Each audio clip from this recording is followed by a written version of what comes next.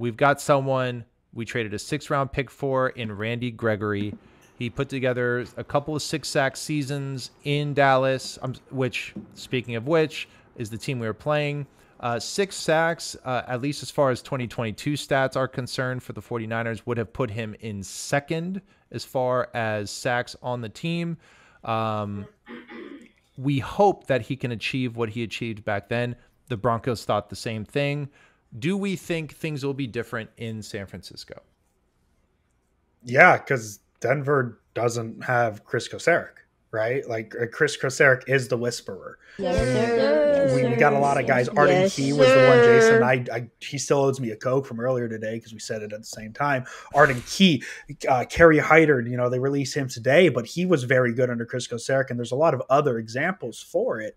To me, at best, this is a situation where Randy Gregory is the best case scenario, the best opposite of Nick Bosa the 49ers have had, unless you want to believe the idea of what D Ford could have been. I could see an argument there because Niners never really saw fully what D Ford was. Yeah. But if Gregory can stay healthy, he's easily the best.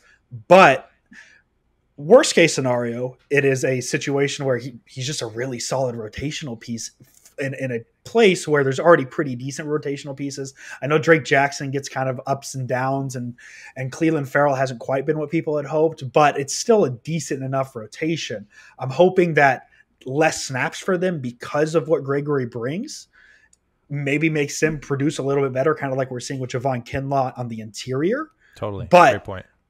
At minimum, this is a really good rotational piece that the 49ers picked up.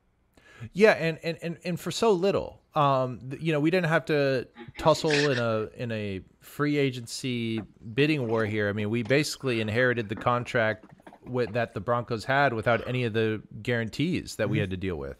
Yes. So hey, look, if it doesn't work out, next year we're short a 6th rounder, but 15 picks later, we've got the pick we got in return, basically. Yeah. So personally, it feels like a good fit to me. It feels like a low-risk operation. Jason, when you saw this trade, based on what you've seen and what you've sort of looked over, how do you feel about what went down, and what potential do you see? Do you think this could be different than what it was in Denver?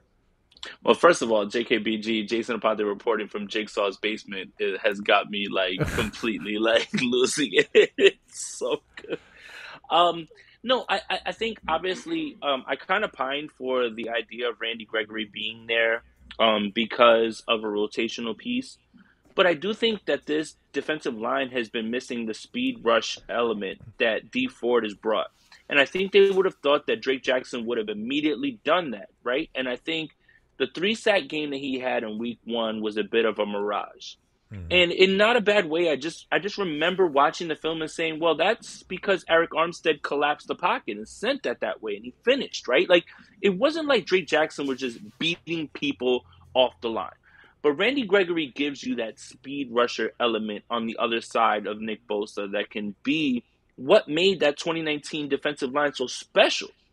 When Bosa was on one side, D Ford was on the other side.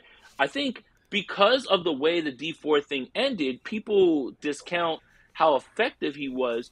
But Randy Gregory can give you that for one season. When you incorporate the fact that it's veteran minimum, literally $840,000. You don't pay anything. He probably is not going to be on the team next year, so it doesn't cost anything. All of that money that you saved, the $40 million, that comes right back, and you're fine.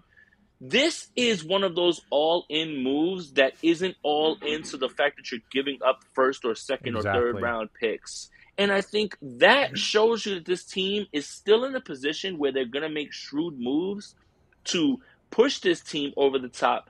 And this may be seen as one of those moves that we're just like, how on earth did everyone let this happen?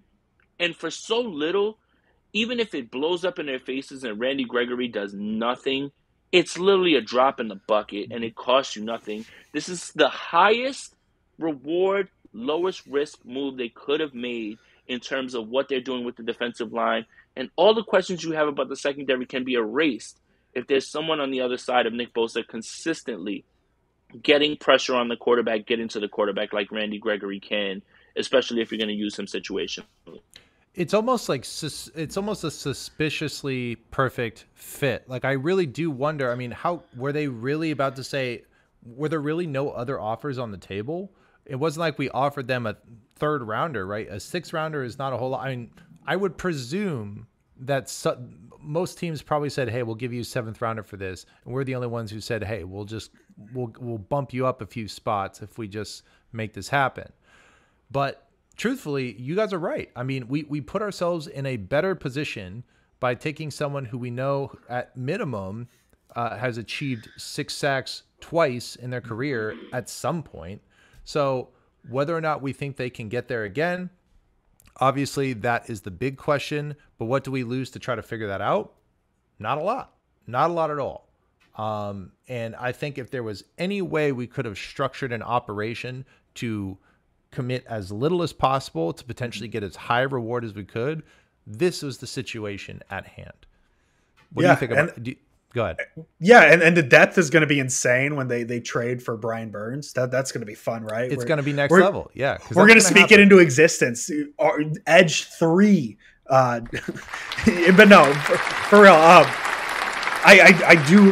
Everything you said was so spot on. It is a move that really shows that the Niners are all in, because maybe I haven't seen anything if there was any offers. Have you seen anything if any other teams are offering anything? I haven't seen anything. I haven't seen anything. So maybe a lot of teams were just waiting for him to hit free agency. Yeah. I don't know. I don't know how the Niners got such a good price on this.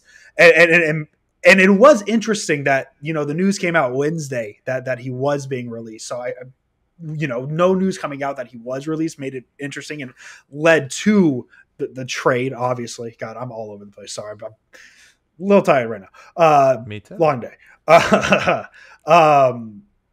But yeah, the Gregory move, it feels like that all-in move that Jason Aponte mentioned.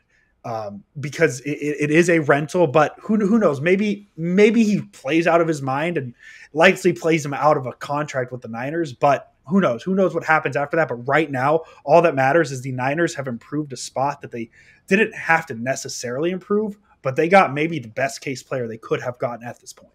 Completely. Jason, anything else to add before we hop on to our Cowboys 49ers preview? I love the move. It just shows an emphasis from this front office to improve this roster and be proactive and not reactive. You shouldn't wait for an injury to someone to make a move, right? Like it's and that's always been kind of my thing, like with the draft.